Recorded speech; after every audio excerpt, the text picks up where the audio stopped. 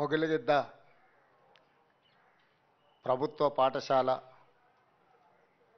150 సంవత్సరాలు పూర్తి చేసుకున్న సందర్భంగా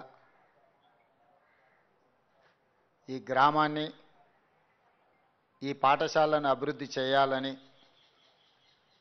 పెద్దలు తెలంగాణ సమాజానికి ఆదర్శప్రాయులు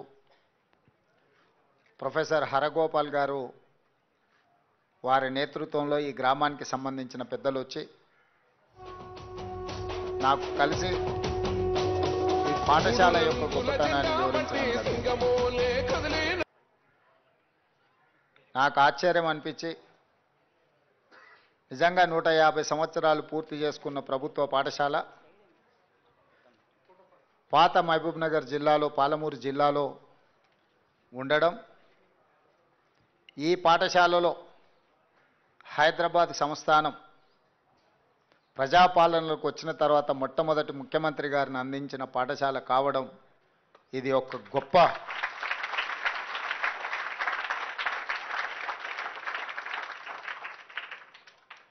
అట్లాంటి పాఠశాలకు నాతో పాటు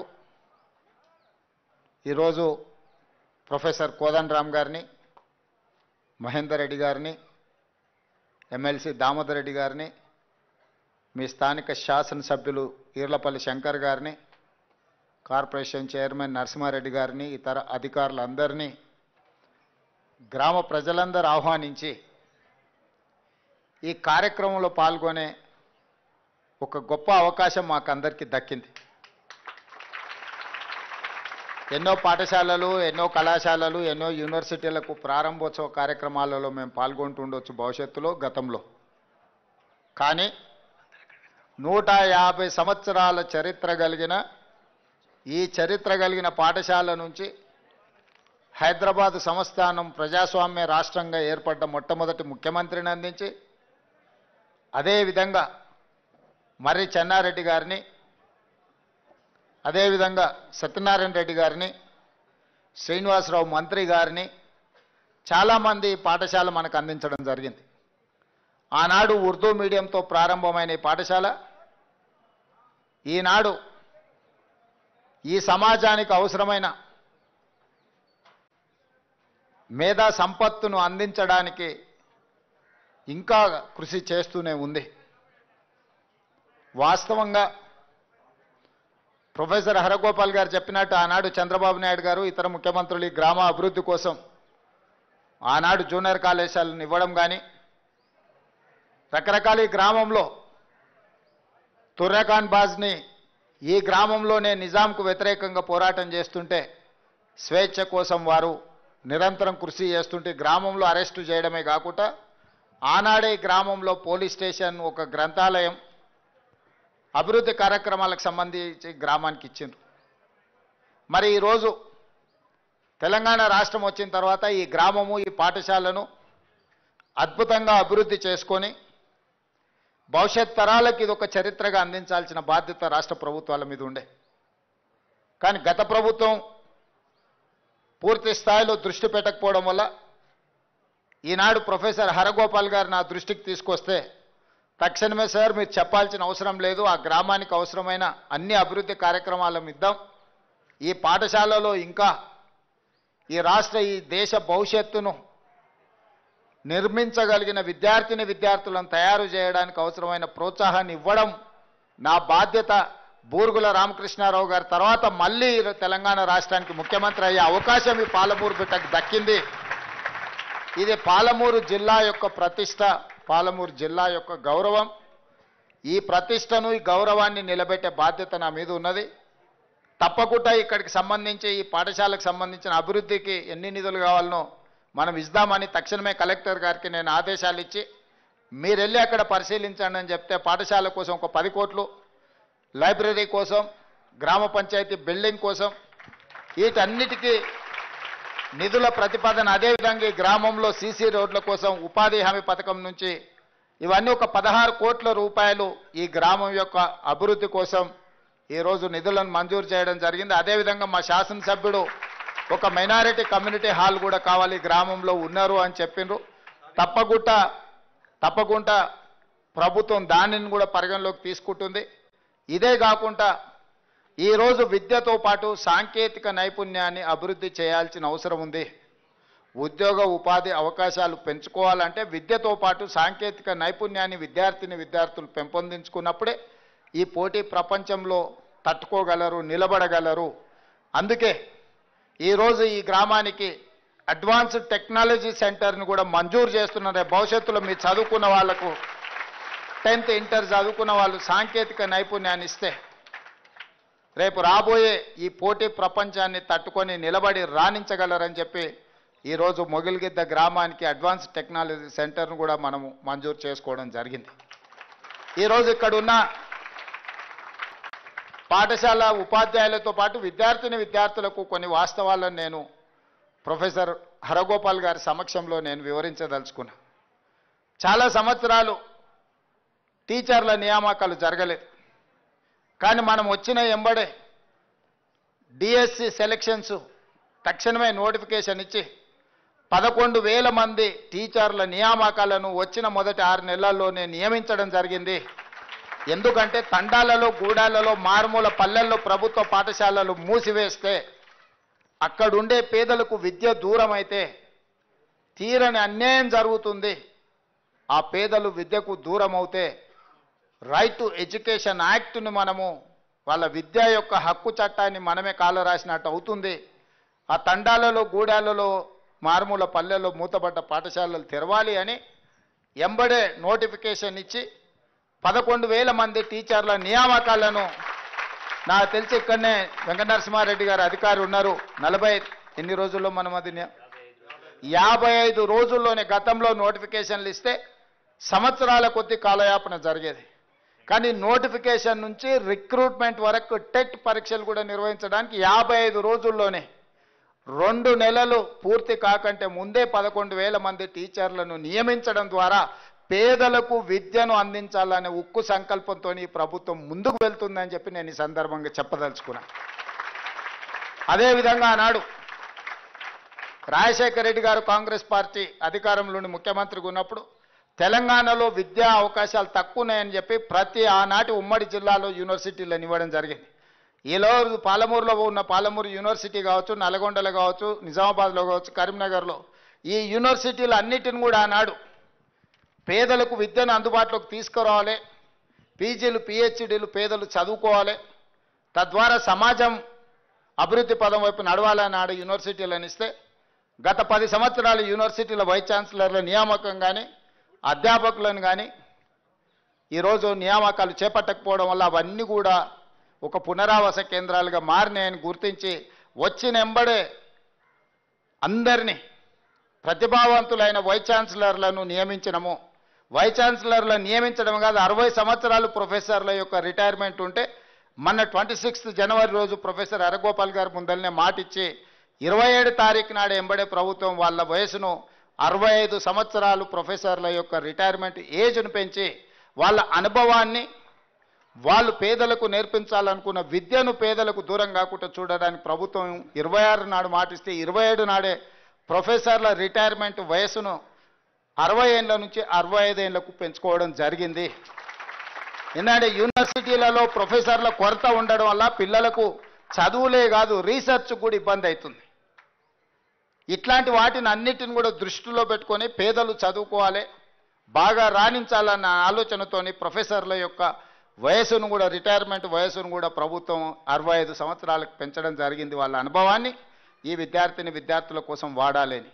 అదేవిధంగా బడ్జెట్లో దాదాపుగా 21,000 కోట్ల రూపాయలను మన బడ్జెట్లో విద్యాశాఖ కోసమే కేటాయించడం జరిగింది.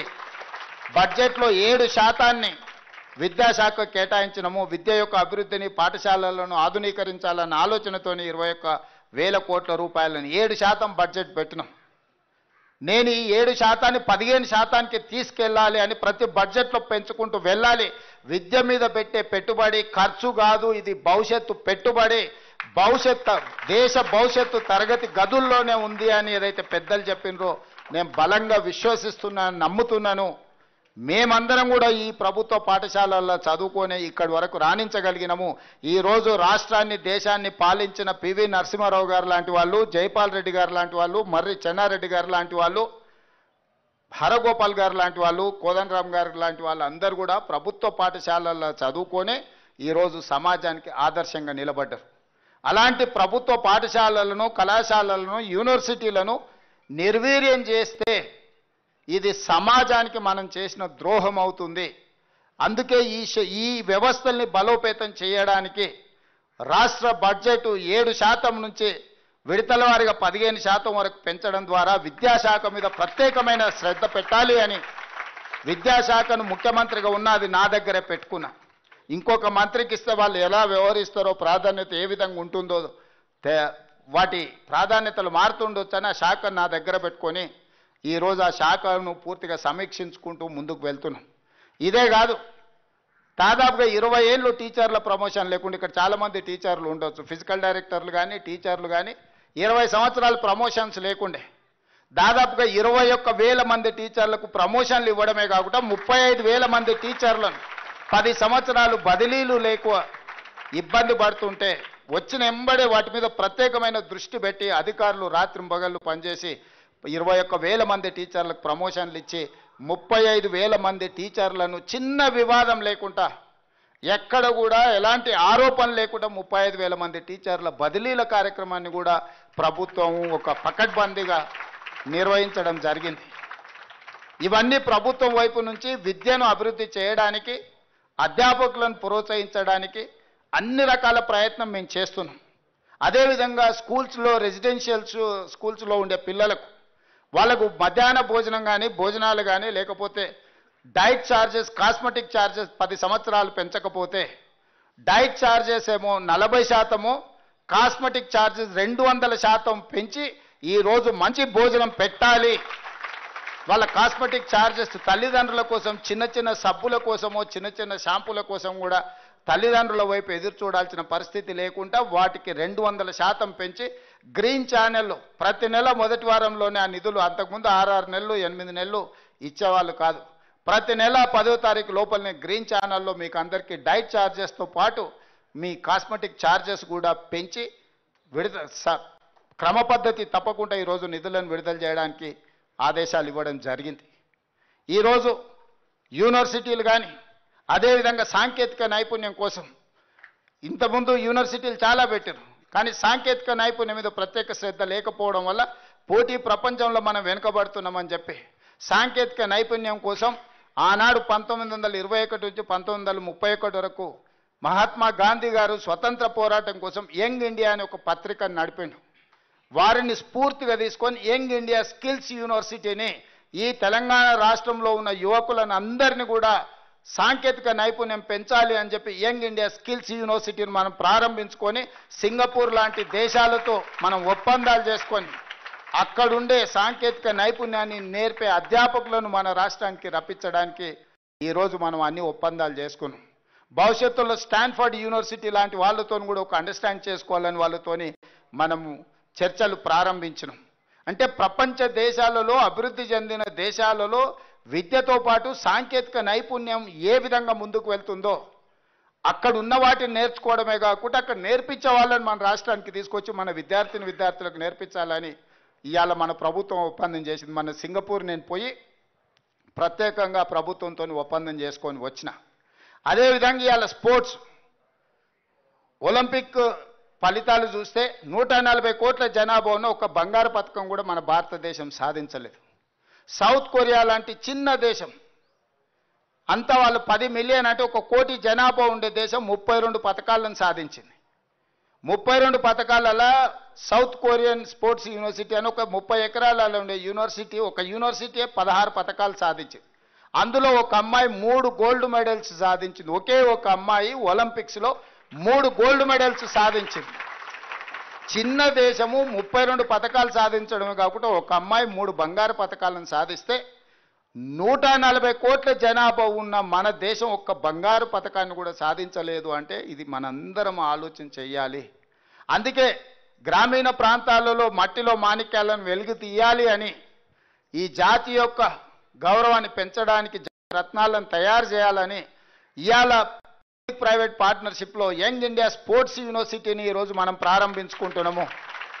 పాలసీ డాక్యుమెంట్ తయారైంది, అసెంబ్లీలో చర్చ జరిగింది. తొందరలోనే తెలంగాణనే కాదు దేశంలో ఉండే క్రీడాకారులను ప్రోత్సహించడానికి హైదరాబాద్ తెలంగాణ అనే వేదిక కావాలి. ఈ దేశంలో ఉండే మేలి రకమైన క్రీడాకారులను ప్రోత్సహించడానికి ఇవాళ యువతను క్రీడల వైపు ప్రోత్సహించడానికి ఇవాళ మనం యంగ్ ఇండియా స్పోర్ట్స్ యూనివర్సిటీని తీసుకున్నాం. నిఖత్ జరీన్ అని నిజామాబాద్కు సంబంధించిన అమ్మాయి బాక్సింగ్ ఛాంపియన్షిప్ తెస్తే ఆ అమ్మాయికి సరాసరి గ్రూప్ 2 మనం ప్రభుత్వ ఉద్యోగం, గ్రూప్ 1లో డిఎస్పీ జాబ్ ఇచ్చి 2 కోట్ల రూపాయల నగదు ఇచ్చి ప్రోత్సహించినాం. సిరాజుద్దీన్ అని ప్రపంచ క్రికెట్ కప్పు సాధించిన దాంట్లో హైదరాబాద్ క్రికెట్ క్రీడాకారుడికి మనం గ్రూప్ 1 జాబ్ ఇచ్చి అతనికి ఇల్లు పట్టా అన్ని ఇచ్చినాం. నిన్నగాక మన పారా ఒలింపిక్స్లో మెడల్ సాధించిన దీప్తికి ఈరోజు మనం గ్రూప్ 2 ఉద్యోగం ఇచ్చినాం. వరంగల్లో ఇల్లు పట్టా ఇచ్చినాం. 25 లక్షల రూపాయల నగదు ఇచ్చినాం. వీళ్ళందరూ తెలంగాణ ప్రాంతంలో ఉన్న గ్రామీణ ప్రాంతాలలో చదువులో గొప్పగా రాణించకపోయినా క్రీడలలో రాణించడం వల్ల గ్రూప్ 1 ఉద్యోగాలు వచ్చినాయి, ఆర్థిక బహుమతి వచ్చింది. అన్ని రకాలుగా ప్రభుత్వం వాళ్ళని గుర్తించి గౌరవించింది. ఈరోజు విద్యనే కాదు, విద్యతో పాటు క్రీడలతో పాటు సాంకేతిక నైపుణ్యం అనేది అవసరం ఉంది. ఇక్కడున్న అధ్యాపకులకు నా సూచన, నా విజ్ఞప్తి ఒక్కడే, ఇందులో కూడా చాలామంది జాతి రత్నాలు వెళ్ళొచ్చు. వాళ్ళని ప్రోత్సహించండి, వాళ్ళ టాలెంట్ను గుర్తించండి, ఆ టాలెంట్ ప్రకారం వాళ్ళని ప్రోత్సహించండి. వాళ్ళు తప్పకుండా మన పాత పాలమూరు ఉమ్మడి జిల్లాకు తెలంగాణ ప్రాంతానికి ఒక గొప్ప పేరు తీసుకొస్తారనే నమ్మకం, విశ్వాసం నాకుంది. ఈ ప్రాంతం బూరుగుల రామకృష్ణారావు గారిని, మర్రి చెన్నారెడ్డిని, సత్యనారాయణ రెడ్డి గారిని, హరగోపాల్ సార్ లాంటి వాళ్ళని అందించిన ప్రాంతం. తప్పకుండా ఇక్కడి నుంచి మేలి రత్నాలైన విద్యార్థులను తయారు చేయొచ్చనే నమ్మకం నాకు సంపూర్ణంగా ఉన్నది. అదే సమయంలో చిన్న అంశాలు కొన్నిసార్లు లెక్కలు చూసినప్పుడు ఆశ్చర్యం, కొంత బాధ కూడా ఉంది. ఈరోజు ప్రభుత్వంలో 30,000 పాఠశాలలు ఉన్నాయి. ప్రభుత్వ పాఠశాలలో 24 లక్షల మంది స్టూడెంట్స్ చదువుకుంటున్నారు. కానీ అదే ప్రైవేట్లో 12,500 పాఠశాలలు ఉంటే 31 లక్షల మంది ఇవాళ విద్యార్థులు చదువుకుంటున్నారు. నేను మా అధ్యాపకులను నేను అడుగుతున్నా, ప్రైవేట్లో మీకంటే గొప్పగా చదువుకున్న వాళ్ళు ఎవరు టీచర్లు లేరు. నేను చాలా ప్రైవేటు స్కూళ్ళలో ఉండే టీచర్ల యొక్క ఎడ్యుకేషన్ క్వాలిఫికేషన్, మన ప్రభుత్వంలో ఉన్న టీచర్లు వాళ్ళ ఎడ్యుకేషన్ క్వాలిఫికేషన్ చూస్తే అసలు మీ క్వాలిఫికేషన్లో వాళ్ళకి సగం కూడా లేదు. కానీ 30,000 పాఠశాలల్లో 24 లక్షల మంది స్టూడెంట్స్ ఉంటే 12,500 పాఠశాలల్లో 31 లక్షల మంది స్టూడెంట్స్ ఉండరు. ఎక్కడో చిన్న లోపం ఉంది. ఈ లోపాన్ని మేము మనందరం కలిసి గుర్తించాలి, ఆ లోపాన్ని తొలగించాలి. దానికోసం మనందరం కష్టపడాలి. నేను ఎవరి మీద ఆరోపణలు చేయదలుచుకోలే, ఎవరిని తప్పు పట్టదలుచుకోలే. ఇది మన వ్యవస్థలో ఉన్న లోపం, సవరించుకోవాల్సిన బాధ్యత మన మీద ఉన్నది. ఈరోజు యూనివర్సిటీలు కూడా అన్ని డీఫంక్ట్ అయిపోయినాయి. యూనివర్సిటీలో ఒకప్పుడు తెలంగాణ సమాజంలో ఏది వచ్చినా సమాజం యొక్క సమస్యను కూడా విద్యార్థులు వెలికి తీసి పోరాటాలు చేసి ఆదర్శంగా నిలబడ్డారు. ఇలా తెలంగాణ రాష్ట్రం వచ్చిందంటే యూనివర్సిటీల ప్రొఫెసర్లు, యూనివర్సిటీ విద్యార్థులు పోరాటాలు చేసిండ్రు, అమరులైంది కాబట్టి తెలంగాణ రాష్ట్రాన్ని సాధించుకున్నాం. ఒక స్ఫూర్తినిచ్చిన ఆనాడు కాకతీయ ఉస్మానియా యూనివర్సిటీ. మరి ఈరోజు అవి కొద్దిగా వాటి ప్రభావం కోల్పోతున్నాయి. ఇది మన సమాజానికి తీరని నష్టం జరుగుద్ది. విద్య కార్పొరేటీకరణ అయిపోతే వ్యవస్థ యొక్క సామాజిక బాధ్యతను మనం మర్చిపోతాము. దీని కార్పొరేటీకరణ చేయకుండా వీలైనంత మేరకు విద్యను ఉచితంగా పేదలకు అందించాల్సిన, నాణ్యమైన విద్యను పేదలకు అందించాల్సిన బాధ్యత ఇది ప్రభుత్వానిది. ప్రభుత్వం తీసుకోవాలి. మీ సోదరుడుగా, మీ అన్నగా నేను మీకు మాట ఇస్తున్నా, మీకు నాణ్యమైన విద్యను అందించడానికి ప్రభుత్వం సంపూర్ణంగా ప్రయత్నం చేస్తుంది. అన్ని రకాలుగా ప్రభుత్వ పాఠశాలలను, ప్రభుత్వ కళాశాలలను, ప్రభుత్వ యూనివర్సిటీలను అన్ని రకాలుగా బలోపేతం చేయడానికి మా ప్రభుత్వం సిద్ధంగా ఉన్నది. మీరందరూ ప్రభుత్వ పాఠశాలలను ప్రోత్సహించండి. టీచర్లకు కూడా నా విజ్ఞప్తి, వీలైనంత మేరకు మీరు స్థానికంగా ఉండి పిల్లల్ని పాఠశాల అయిపోయిన తర్వాత కూడా వాళ్ళను ట్యూషన్స్ లాగాను టాలెంట్ ఉన్న వాళ్ళను కొంత ఎంకరేజ్ చేయడానికి అవసరమైన ప్రణాళికలు సిద్ధం చేసుకోండి. దానివల్ల ఈ పునర్నిర్మాణంలో వాళ్ళు భాగస్వాములు అవుతారు. ఇవాళ ఆ రకంగా మనం ప్రత్యేకమైన ప్రణాళికలు తీసుకొని మన పిల్లల్ని ప్రోత్సహించాలి. వీళ్ళందరూ మన కుటుంబ సభ్యులు, రేపు వీళ్ళే ఈ రాష్ట్రాన్ని నడిపించే వాళ్ళు అవుతారు. ఇది ఒక తరం. ప్రొఫెసర్ హరగోపాల్ గారిది, జయపాల్ రెడ్డి గారిది ఒక తరం. వారికంటే ముందు బూరుగుల రామకృష్ణారావు గారు, మరి చెన్నారెడ్డి గారు, వాళ్ళది ఒక తరం. ఆ తర్వాతి తరం నాది, శంకర్ది, మహేందర్ రెడ్డి గారిది అయితే మా తర్వాతి తరం వీళ్ళు రేపు తెలంగాణకు మంచి భవిష్యత్తుని ఇవ్వగలిగిన వాళ్ళు వీళ్ళే. వీళ్ళందరినీ కూడా ప్రోత్సహించాలి. ఈ పాఠశాలల యొక్క గౌరవం తగ్గకుండా ప్రభుత్వ పాఠశాలల యొక్క ప్రతిష్ట పెంచడానికి ప్రభుత్వ ఉపాధ్యాయులు, ఇక్కడున్న సిబ్బంది అందరూ కృషి చేయాలి. మీకు పాఠశాలల్లో ఉచిత కరెంటు నేను వచ్చిన తర్వాతనే ఇచ్చినాం. పాఠశాలల్లో స్కావెంజర్స్ లేక టీచర్లే ఊడ్చుకొని టీచర్లే గంట కొట్టుకున్న పరిస్థితి నుంచి సెల్ఫ్ హెల్ప్ గ్రూప్లకు వాళ్ళకు నగదు ఇచ్చి వాళ్ళు వచ్చి మీకు ఆ సేవలను అందించడానికి ఇవి చిన్నగా కనిపించవచ్చు, కానీ మానసికంగా చాలా ఇబ్బందిని కలిగిస్తాయి. ఆడపిల్లలు పాఠశాలకు వస్తే టాయిలెట్స్ లేకపోతే ఎంత ఇబ్బంది ఉంటుందో అది అనుభవిస్తే తప్ప అర్థంగా చెప్తే చిన్నగా కనిపించవచ్చు. ఇట్లాంటి వాటిని అన్నిటిని పరిష్కరించే వాళ్ళను, ఊడ్చే వాళ్ళను, తూడ్చే వాళ్ళను, గంట కొట్టే వాళ్ళను మీకు కరెంట్ ఎక్కడెక్కడో ఉచితంగా ఇస్తున్నాం. కానీ భవిష్యత్తు నిర్మాణం, తరగతి గదుల్లోనే దేశ భవిష్యత్తు ఉందన్నప్పుడు పాఠశాలలకు ఉచిత కరెంట్ ఇవ్వకపోవడం తప్పు. తక్షణమే మీరు ఉచిత కరెంట్ అన్ని పాఠశాలలు వాడి ప్రభుత్వం లక్షలు పెట్టి కంప్యూటర్లు కొనిస్తుంది, కానీ ఆ కంప్యూటర్లు నడపడానికి అవసరమైన విద్యుత్తుని ఇవ్వడానికి ప్రభుత్వము బిల్లులు కడతారా మీరు అని అడుగుతుంది.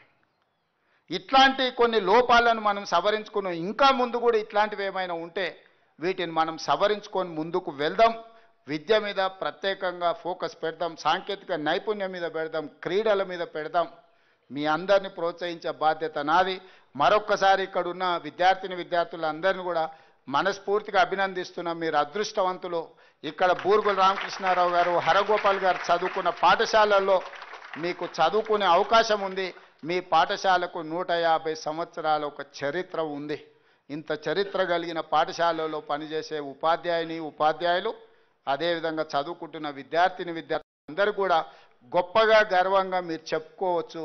బూరుగుల రామకృష్ణారావు గారి పాఠశాలలో మేము పనిచేస్తున్నాం, హరగోపాల్ సార్ లాంటి వాళ్ళు చదువుకున్న పాఠశాలలో మేము చదువుకుంటున్నాం అని చెప్పుకునే ఒక గొప్ప అవకాశం మీకు వచ్చింది. మీరు ఖచ్చితంగా మంచి పేరు తెస్తారని, మంచి పేరు తేవాలని నేను కోరుకుంటున్నా. ఈ పాఠశాలకి ఏ అవసరం ఉన్నా, ఇంకేదైనా విషయంలో ఏదైనా ఉన్నా కూడా ప్రభుత్వం సహాయం చేయడానికి సిద్ధంగా ఉంది. ఈ పాఠశాల గుర్తింపు గౌరవాన్ని తగ్గించకుండా పనిచేయాల్సిందిగా కోరుకుంటూ సిబ్బందిని, అధికారులందరినీ అభినందిస్తూ సెలవు తీసుకుంటున్నా. ధన్యవాదాలు మిత్రులారా. Thank you sir.